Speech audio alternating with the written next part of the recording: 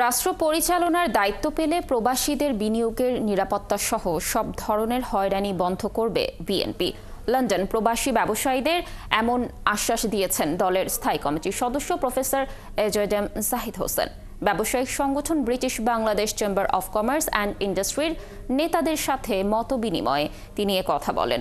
এ সময় ব্যবসায়ী নেতারা জানান, ব্রিটেনে বাংলাদেশি ব্যবসায়ীদের সুযোগ সুবিধা আরও বাড়াতে গুরুত্বপূর্ণ ভূমিকা পালন করছে বিবিসিসিআই।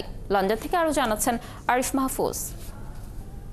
পলিসি লেভেলে আমরা কিন্তু কাজ করতে পেরেছি এবং কাজ করাতে যেটা হয়েছে, শুক্রবার বিএনপির কেন্দ্রীয় নেতাদের সাথে মতবিনিময় সভা করেছে ব্রিটেনের অন্যতম বৃহৎ ব্যবসায়িক সংগঠন British Bangladesh chambers of commerce and industry.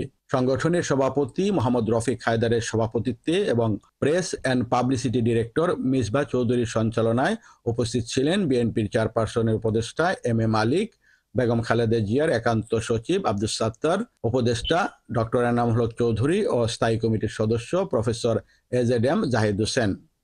দীর্ঘ 3 ঘণ্টাব্যাপী মতবিনিময়ে বাংলাদেশে বিনিয়োগের সুযোগ বৃদ্ধি এবং ব্যবসায়িক সম্পর্ক জোরদার করার বিভিন্ন দিক নিয়ে আলোচনা করা হয়।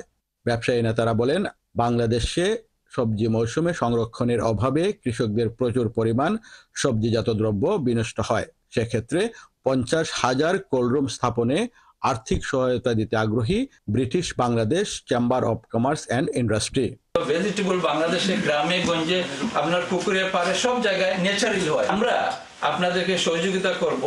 50,000 কোল্ড রুম লাগে। আমরা বলছি আপনাদেরকে ফ্রি দেব, আপনারা ওইগুলার ইনফ্রাস্ট্রাকচার রেডি করেন। বিগত সরকারের আমলে প্রবাসীদের নানান সময় অবহেলা নির্যাতন করা হয়েছে উল্লেখ করে বিএনপি নেতা ডক্টর এনামুল হক চৌধুরী বলেন, আগামীতে প্রবাসীদের সকল হয়রানি বন্ধ সহ তাদের স্বার্থ সংরক্ষণ করবে।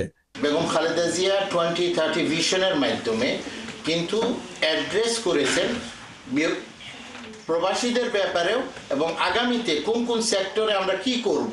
জনগণ বিএনপিকে রাষ্ট্র পরিচালনায় দায়িত্ব দিলে দেশের প্রবাসীদের বিনিয়োগের নিরাপত্তা সহ সকল প্রকার হয়রানি বন্ধ করা হবে অঙ্গীকার করে প্রফেসর এজেডএম জাহিদ হোসেন বলেন, পৃথিবীর বিভিন্ন প্রান্তে কাজ করছেন এবং মাসের শেষে দিনের শেষে সেই টাকা দেশে প্রেরণ করে দেশের অর্থনীতিকে সমৃদ্ধ করছেন।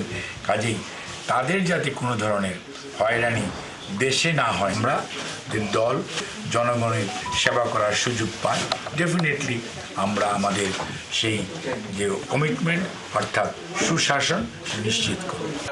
আরিফ মাহফুজ, ৭১, লন্ডন।